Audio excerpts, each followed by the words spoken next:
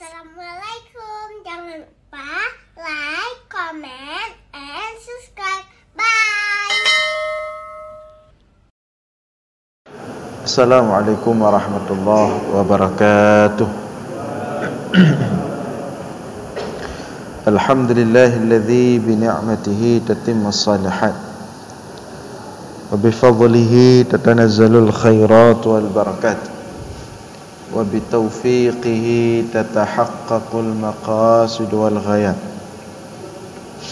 Allahumma salli wa sallim wa barik ala sayyidina wa maulana Muhammad wa ala alihi wa sahbihi ajma'in, amma ba'd.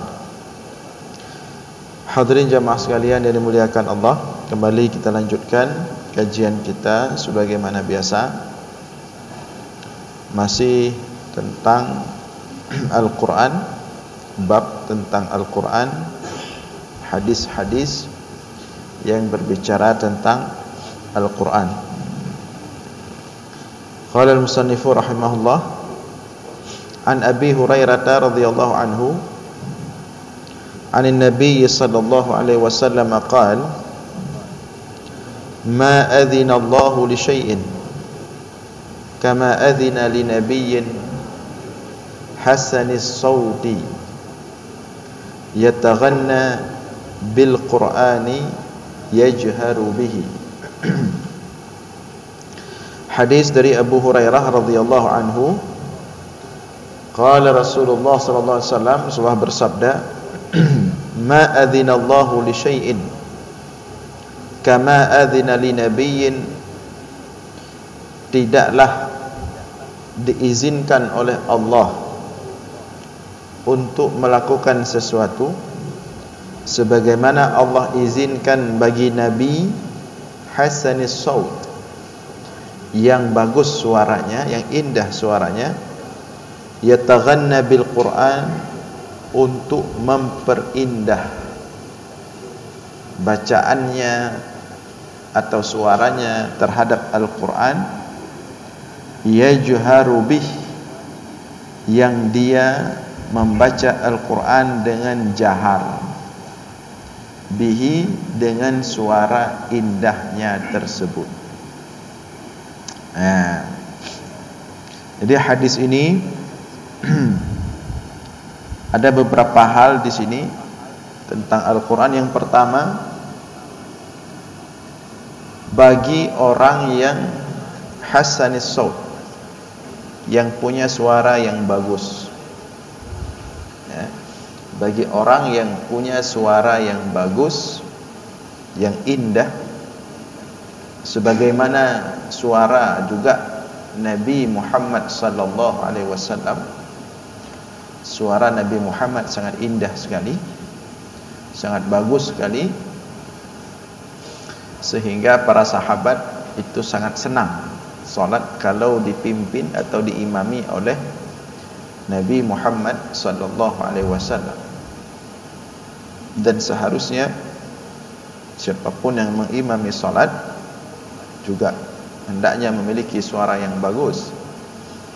Nah, jadi bagi siapa yang hasanas saut, yang suaranya bagus, sebagaimana juga suara Nabi Muhammad SAW bagus, Allah izinkan untuk dipakai suaranya yang bagus, yang indah tersebut, yataghanna bil Qur'an, untuk membaca Al-Quran dengan suara yang indah tersebut. Jadi boleh dalam hadis ini.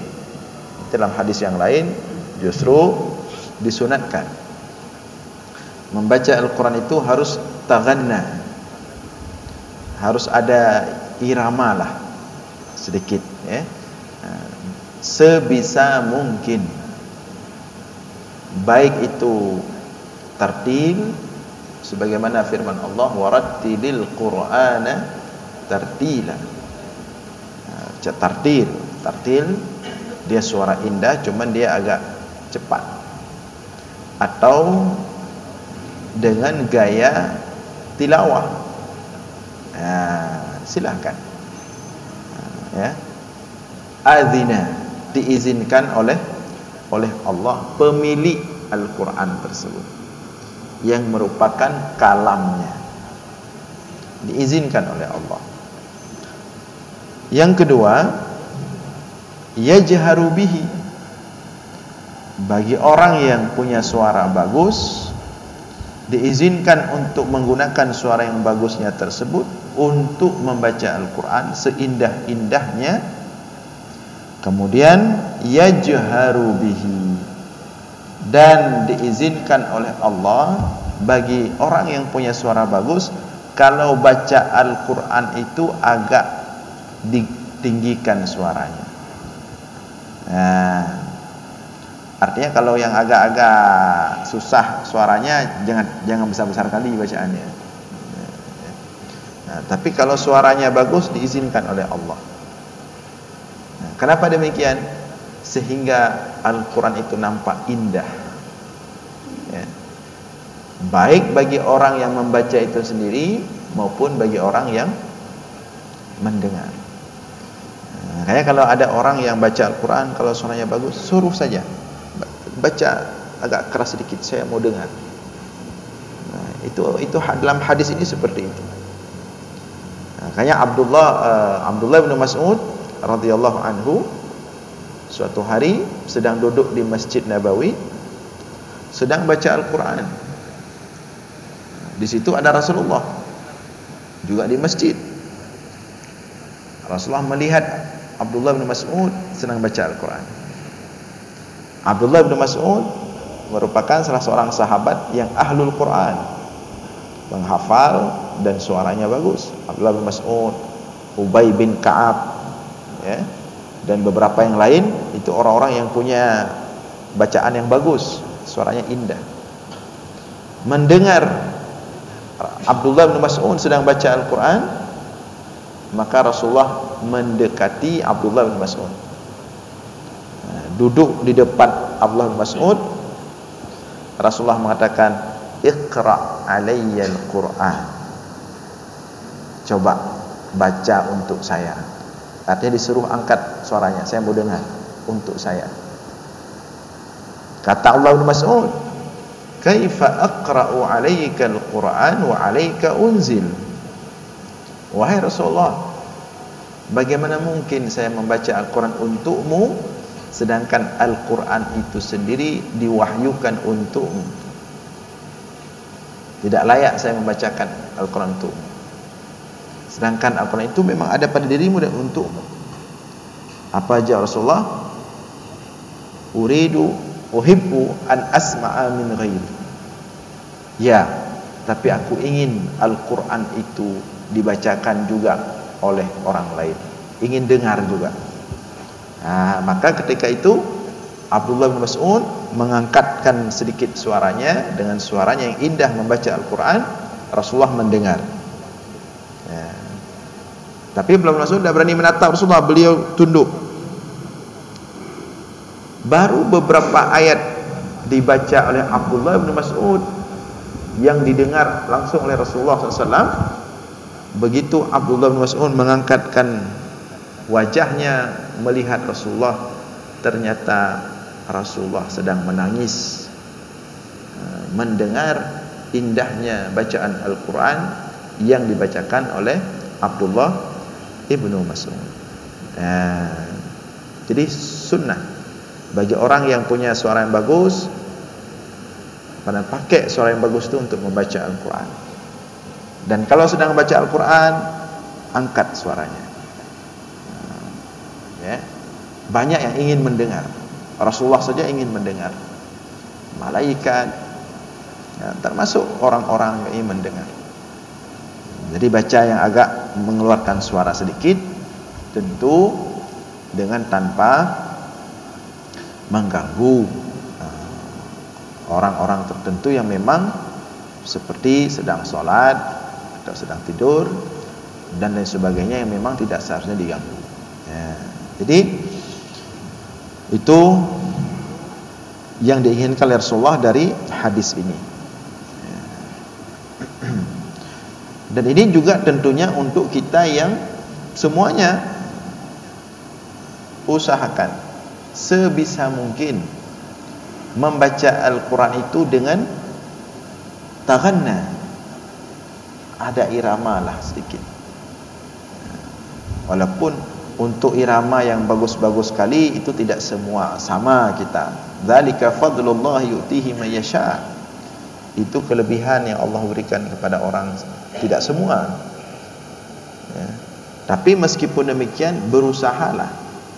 Walaupun mungkin sebagian suaranya tidak seindah sebagian yang lain, berusahalah untuk mengindahkan.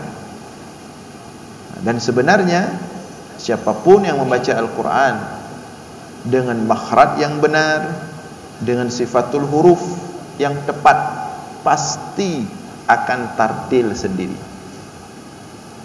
Pasti akan tartil sendiri. Ya.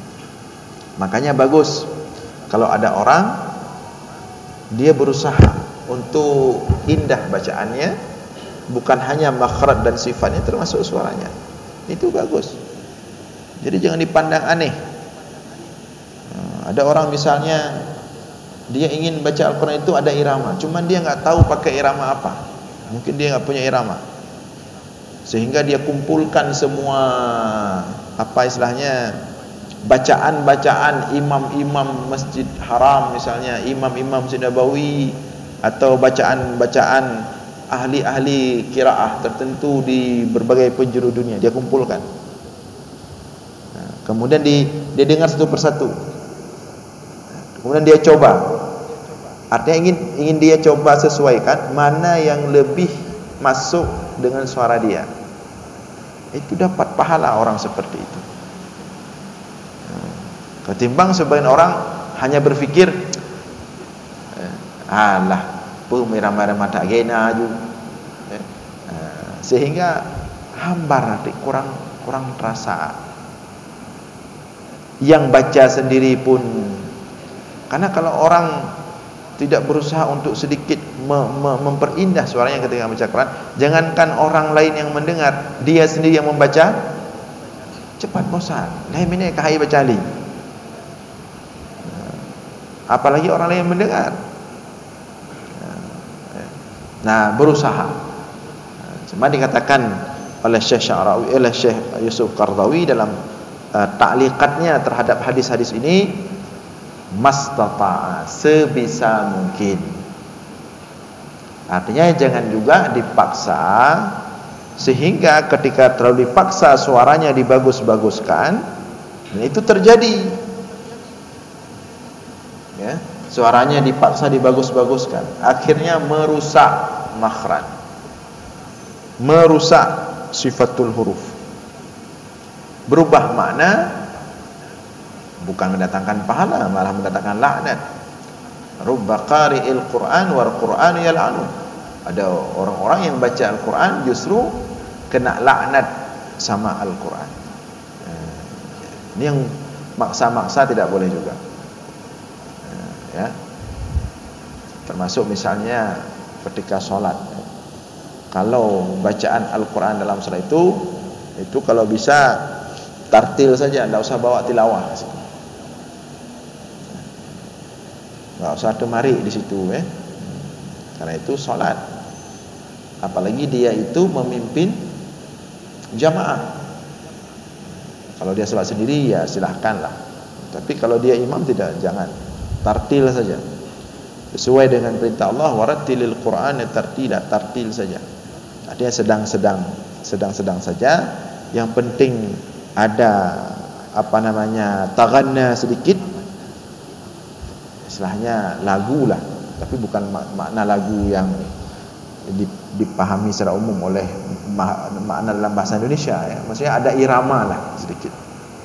Nah, ya. Jadi itu. Kemudian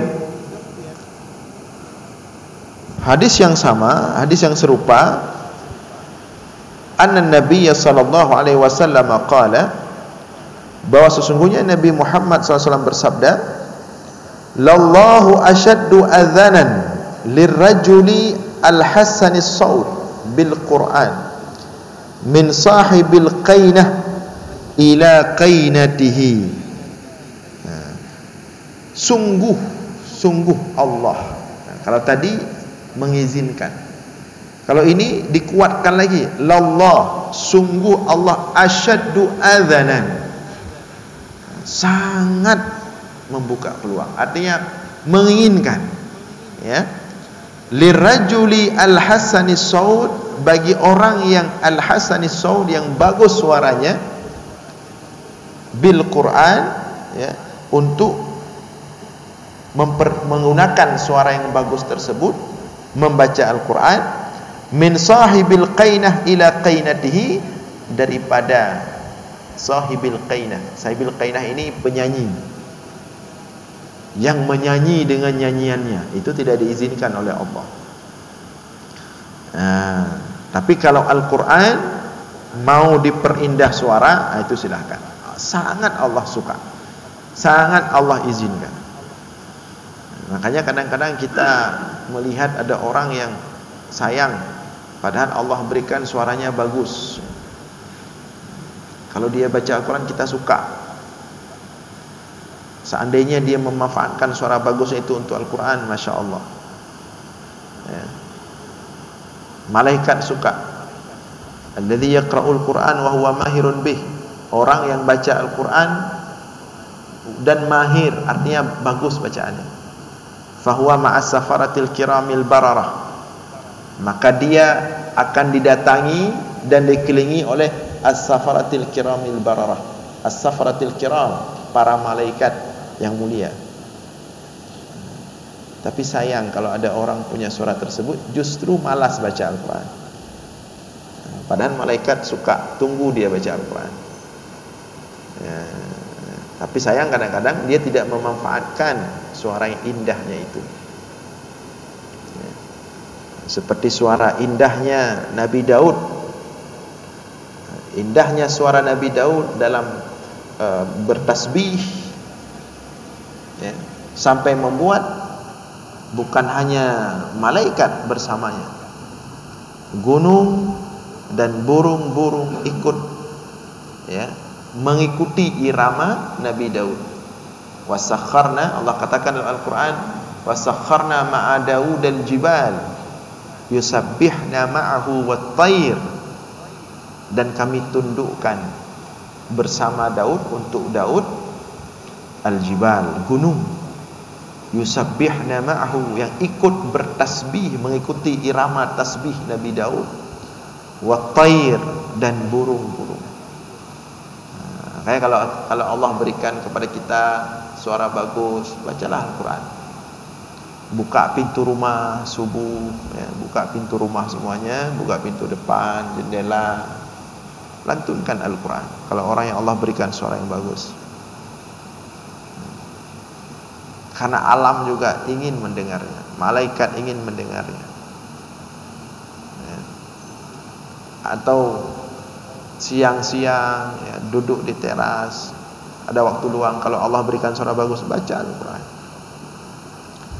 Sore menjelang maghrib ada waktu luang, baca Al-Quran, ya. Rasulullah mengatakan dalam hadis, asgharul buyut, rumah yang paling kecil, alladzi laisa fihi syai'un minal Quran, rumah yang tidak pernah ada orang baca Al-Quran sedikit pun, itulah rumah yang paling kecil dan sempit.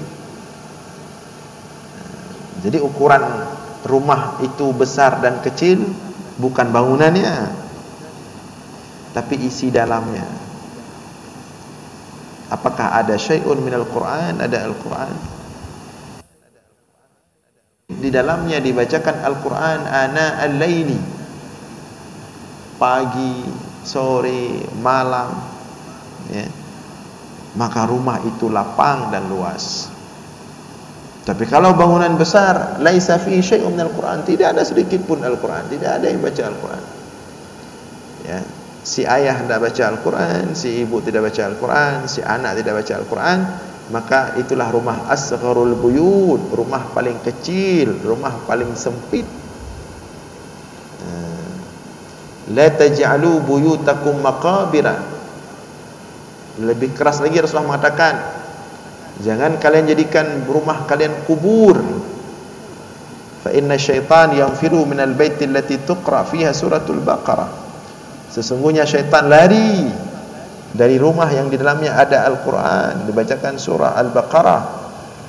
Artinya rumah yang tidak ada bacaan Al-Quran adalah kubur. Ada rumah, ada manusia masih hidup di dunia tapi dia sudah masuk kubur. Setiap pulang ke rumah dia pulang ke kubur. Rumahnya tidak pernah dia baca Al-Quran. Paling baru dia hidupin Al-Quran kalau dah terdengar suara-suara aneh jam tengah malam. Suara-suara aneh tengah malam, mungkin dia merasa ini kayaknya ada setan lewat. Dia hidupkan Al-Quran. Dia cari-cari ayat kursi. Ya. Enggak umpan itu. Ya. Jin itu lebih pintar dari kita. Ya. Lebih pintar jin dari kita. Lebih cerdas jin. Makanya kalau ada orang kemasukan itu, salah-salah kita ruqyah, diikuti sama dia, lebih fasih dia baca. Kan Anda salah. Anda pun ngapain ruqyah saya? Tadi sore Anda di simpang jalan itu lihat-lihat siapa tadi sore?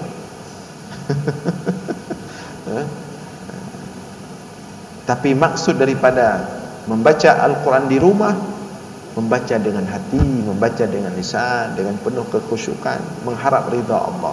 Itu bacaan yang ditakuti oleh syaitan, oleh jin-jin jahat. Sehingga rumah kita tidak jadi kuburan. Ya. Maka selamatkan rumah dari kuburan. Jangan sampai rumah kita kuburan. Dan tidak bisa untuk menyelamatkan rumah dari kuburan seperti tadi, beli semua kaset-kaset itu atau download semua MP3 kira baca Quran, dihidupkan 24 jam. Tidak bisa. Ya. Rasulullah mengatakan tuqra, baca. Baca. Kalau dibacakan Al-Quran, bukan hanya rumah yang akan bercahaya, tapi juga hati orang yang membacakan Al-Quran. Karena Al-Quran menjadi Rabi'. Rabi' itu musim semi. Maka ada doa, Allahumma ja'alil Qur'ana rabi'a qulubina. Ya Allah, jadikan Al-Quran itu sebagai Rabi' hati kami, musim semi di hati kami.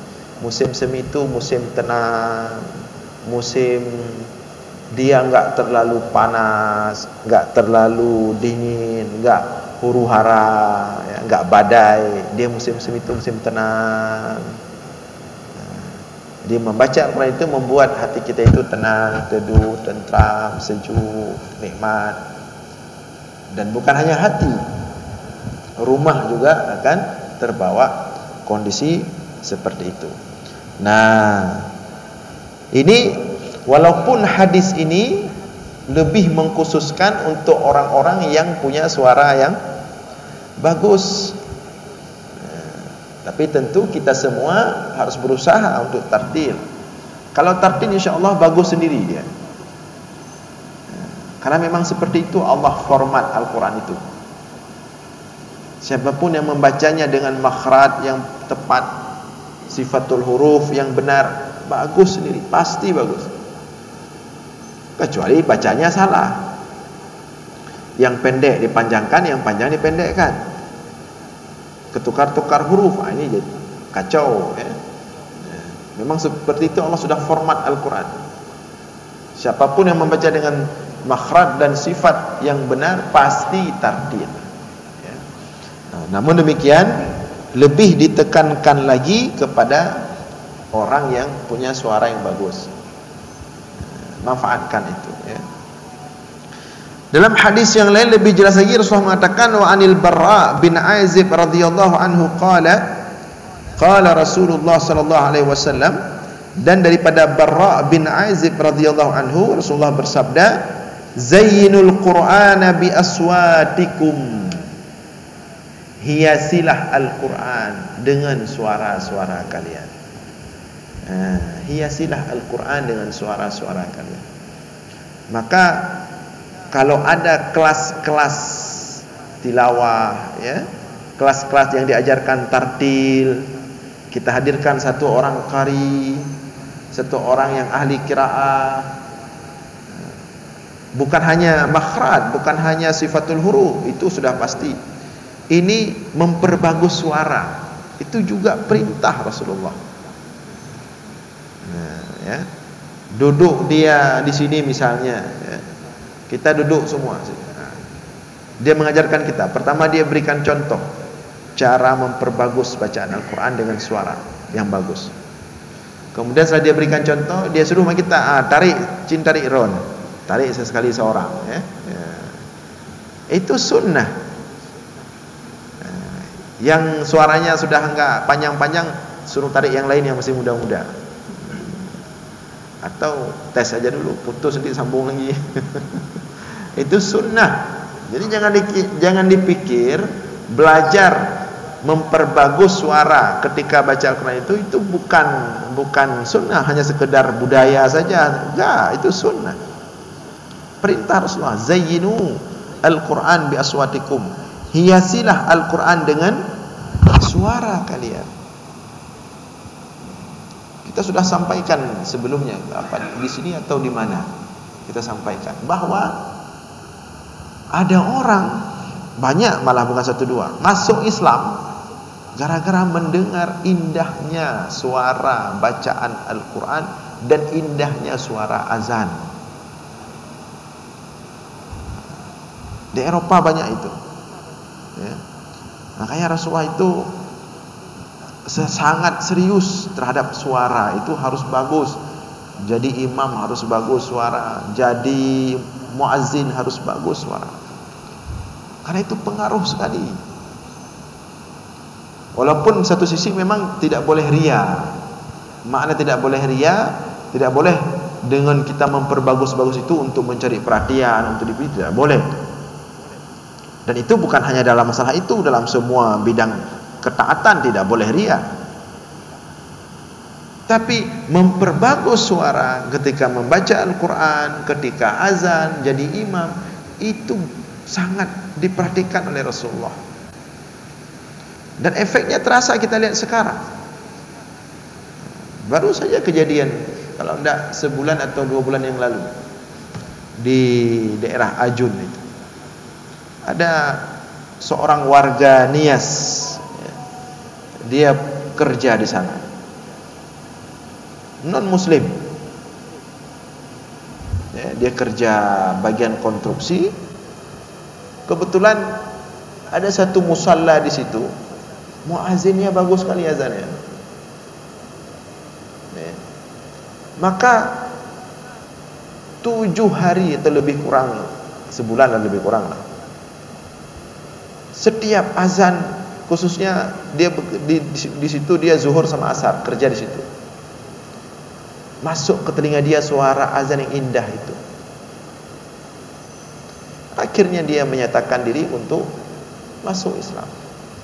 Jadi jangan remehkan suara yang indah itu, ya. Artinya masuk Al-Quran ke hati manusia itu tidak hanya harus dengan makna Al-Quran, tapi boleh juga dia masuk Al-Quran itu ke hati manusia dengan suara yang indah ketika membaca Al-Quran. Kalau seandainya ini, ya, boleh menangis dalam solat hanya karena merenungi makna bacaan ayat, maka menangis karena bagus suara itu membatalkan solat. Rata-rata orang nangis di Indonesia karena suara bagus semua. Apakah batal semua solatnya? Ya. Kalau di Arab makmum nangis karena paham makna. Kalau di Indonesia, kita tanya, musuk-musuk tak nak klik pun Allah, apa baca ayat pun Allah, hum lah apa pun Allah, pokoknya itu lah gak ada. Artinya Pengaruh Al-Quran itu tidak hanya diharapkan dari memahami makna, walaupun itu yang diutamakan, tapi dari suara bacaan yang bagus juga diharapkan masuk, merasuk ke relung jiwa dan hati orang yang mendengarnya. Makanya setelah baca Al-Fatihah, makmum itu enggak boleh baca apapun pada rakaat pertama, rakaat kedua. Harus mendengar bacaan imam. Maka karena ketika itu imam menjadi pusat, semua makmum mengarah ke dia, mendengar bacaan dia, maka hendaklah imam itu suaranya bagus. Tidak masalah walaupun belum masuk maknanya, baru masuk suaranya, tidak masalah. Pengaruh juga itu. Kan ada itu video-video di YouTube itu. Ada yang orang barat itu pergi ke mana, ke Maroko dia. Pergi dia ke Maroko, entah penelitian atau apa. Dia tinggal di satu flat, di satu apartemen. Setiap maghrib itu dia selalu keluar. Dia video azan dari berbagai masjid menasah. Kalau diarabkan banyak sekali itu. Apalagi di Mesir itu negeri 1000 menara, di mana-mana masjid menasah, beradu-adu. Dia selalu videokan, berujung masuk Islam. Maka jangan diremehkan suara itu.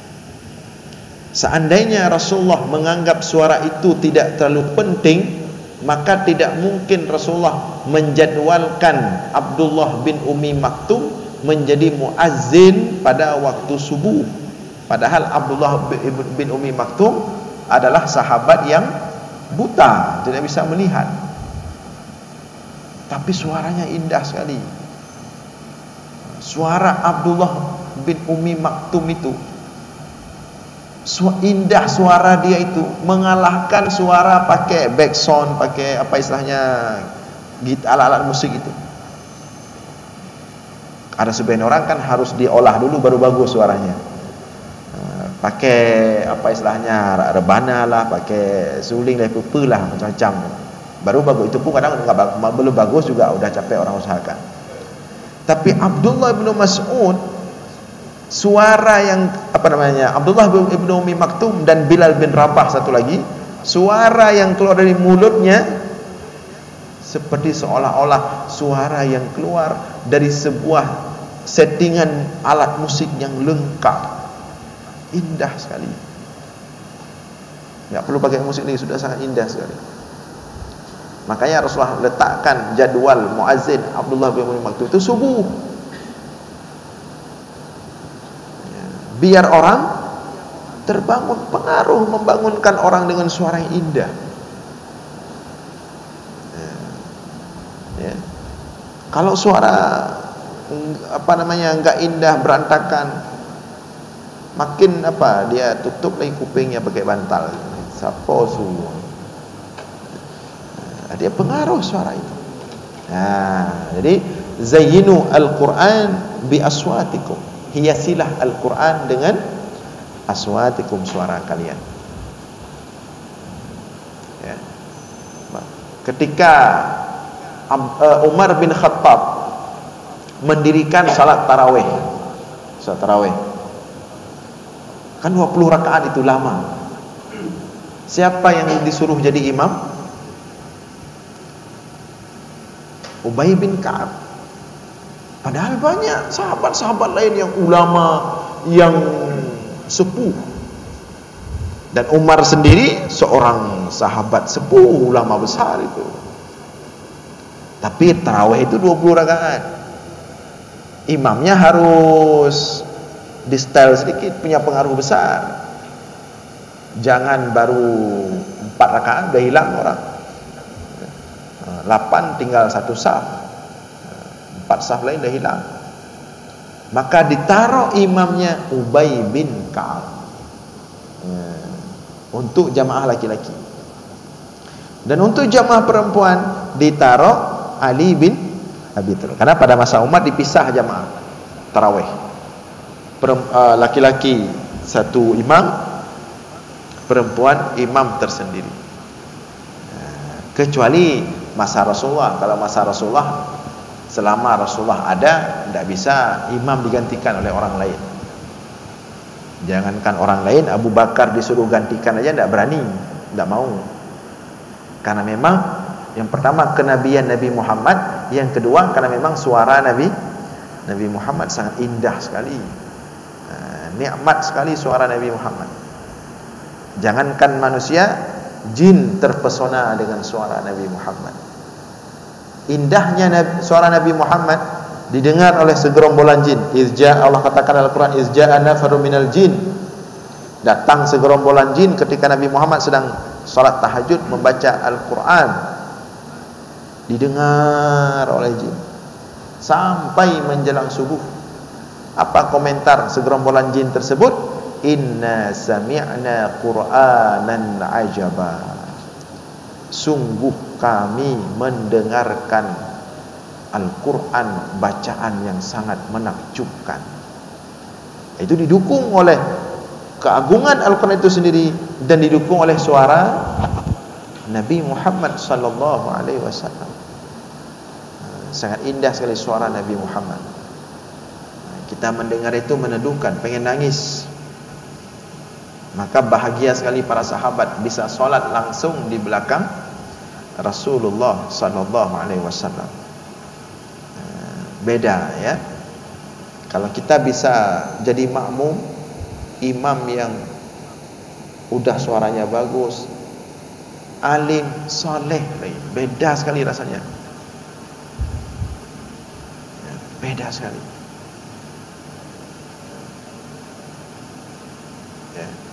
Beda sekali. Imam yang udah hafiz ya, suaranya bagus, tartil, indah, kemudian soleh, ulama lagi. Nah, itu teringat kami dulu waktu di iktikaf 10 akhir Ramadan di Masjid Amr bin As di Mesir. Itu memang imam-imamnya betul-betul dosen-dosen di Al-Azhar, profesor-profesor. Betul-betul beda rasanya. Dari sekedar suara ya, tapi mereka menggabungkan antara kesalihan, suara bagus, kealiman, betul-betul menghasilkan betul-betul seperti komentar segerombolan jin tadi dalam ayat Al-Quran, inna sami'na Qur'anan ajaba, menakjubkan sekali. Karena indahnya Al-Quran itu sangat pengaruh sekali sama orang yang baca. Kalau orang yang baca itu kan kita sudah pernah sampaikan dulu, orang yang baca Al-Quran dia mengerti makna dari setiap ayat yang dia baca, maka kita dibawa jalan-jalan dengan Al-Quran itu. Betul-betul dibawa jalan-jalan. Ketika dia membaca ayat tentang surga, maka iramanya beda. Itu tanda dia paham arti yang dia baca. Ketika dia baca tentang neraka, suaranya agak meninggi. Ketika berbicara tentang rahmat Allah, dia baca ayat tentang rahmat Allah, cinta kasih sayang Allah, suaranya melunak, mendayu. Ketika dia membaca ayat-ayat tentang azab, suaranya keras. Ketika dia membaca ayat-ayat tentang kisah Nabi Yusuf, kisah Ashabul Kahfi, kisah Nabi Musa berjumpa dengan Nabi Khidir dan berjalan bersama, betul-betul seperti dia sedang menceritakan kepada kita tentang cerita. Dan itu akan terasa kalau ayat itu dibacakan oleh orang tadi, suaranya bagus, kemudian salih, kemudian alim. Itu imam-imam Masjidil Haram itu semua seperti itu. Maka rata-rata imam-imam Masjidil Haram itu doktor-doktor semua. Mereka ulama-ulama semua. Imam-imam Masjidil Haram, imam-imam Masjid Nabawi, ulama semua. Betul-betul mereka itu jelas ya, dididik dari kecil, dipersiapkan. sehingga setiap bacaan yang mereka baca itu betul-betul menghasilkan makna rasa Al-Quran yang menakjubkan. Nah, jadi zayyinu Al-Quran bi aswatikum, hiasilah Al-Quran dengan suara-suara kalian. Bahkan dalam hadis yang lain lebih tegas lagi, ya, yaitu hadis daripada Ibnu Abi Mulaikah. Qala, ia berkata, qala Ubaidullah ibni Abi Yazid, diceritakan oleh Ubaidullah ibnu Abi Yazid, marra bina Abu Lubabah fattaba'nahu. Suatu ketika Abu Lubabah lewat di depan kami, fattaba'nahu, kami mengikuti Abu Lubabah, hatta dakhala baitahu, hingga dia sampai ke rumahnya, kami pun mendatangi rumahnya. Fa idza rajulun rathul hay'ah yaqulu sami'tu Rasulullah sallallahu alaihi wasallam yaqul, kata Abu Lubabah, aku mendengar Rasulullah SAW bersabda, laisa minna man lam yataghanna bil Qur'an. Faqultu li ibni Abi Mulaikah, ya. Dikatakan oleh Abu Lubabah, laisa minna, Rasulullah bersabda, laisa minna man lam yataghanna bil Qur'an, bukan dari umat kami, bukan dari golongan kami, kata Rasulullah, man lam yataghanna bil Qur'an, orang kalau baca Al-Quran lam yataghanna, tidak berusaha memperbagus suaranya. Jadi diancam, kalau baca Al-Quran suka-suka hati, kibang-kibang yang galak, lagi-laginya naju hana berusaha bertartil bacut, maka Rasulullah mengatakan laisa minna, dia bukan dari umat kami. Sehingga persoalan taghanna bil Quran ini persoalan besar, persoalan serius, jangan dipandang sepele. Nah, ini dari sisi memperbagus suara ketika membaca Al-Quran. Tapi di sisi yang lain, tidak boleh juga kebablasan dalam menggunakan irama saat membaca Al-Quran.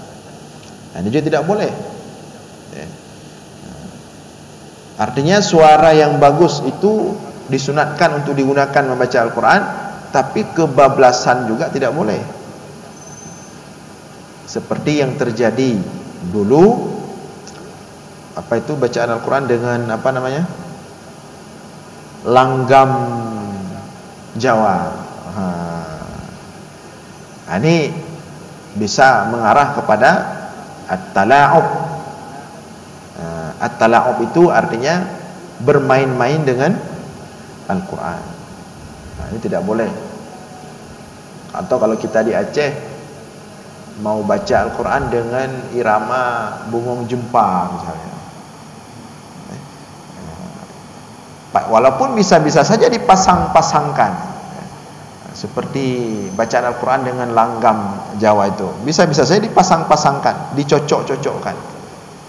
Nah, tapi kalau tujuannya sudah untuk apa namanya tala'ub, main-main, maka itu menjadi penghinaan dan penistaan terhadap Al-Quran. Imam As-Sayuti dalam kitab Al-Itqan juga membahas masalah tersebut, bahwa taghanna, menggunakan suara yang bagus, suara yang indah dalam membaca Al-Quran itu sunnah. Tapi kalau taghannanya sudah melampaui batas, ya, sehingga menimbulkan makna tala'ub, main-main, maka itu bisa berbalik maknanya menjadi penistaan terhadap Al-Quran. Jadi dia dibaca dengan alami saja, ya, dengan alami, tidak kemudian diikut-ikutkan dengan suara-suara tertentu ya. Karena kalau kita katakan boleh misalnya mengikuti sebagian orang yang waktu itu menggunakan langgam tersebut, maka nanti Al-Quran orang akan dipakai untuk berbagai macam lagu musik-musik ya. Dia akan ada yang pakai Al-Quran untuk membaca Al-Quran dengan lagu Noah misalnya, Ariel misalnya, dan lain sebagainya ya. Akhirnya itu menjadi melampaui batas ya. Nah, untuk yang seperti itu diharamkan. Nah, jadi ini ya tentang sunnah at-taghanna atau memperbagus suara dalam membaca Al-Quran. Bagi yang suaranya yang bagus, maka banyak-banyaklah membaca Al-Quran, karena banyak Allah dan Rasul dan malaikat menunggu dan ingin mendengar suara orang yang bagus baca Al-Quran. Banyak-banyaklah baca Al-Quran. Bagi kita yang mungkin tidak seindah orang yang memang Allah berikan suara yang bagus, berusahalah untuk memperindah suara. Jadi jangan pasrah ya, tidak boleh apa adanya, harus berusaha. Zayyinu Al-Quran bi aswatikum, hiasilah Al-Quran dengan suara-suara indah kalian. Barangkali demikian, mudah-mudahan ada manfaat. Aqulu qawli hadza wa astaghfirullah li wa lakum. Wassalamualaikum warahmatullahi wabarakatuh.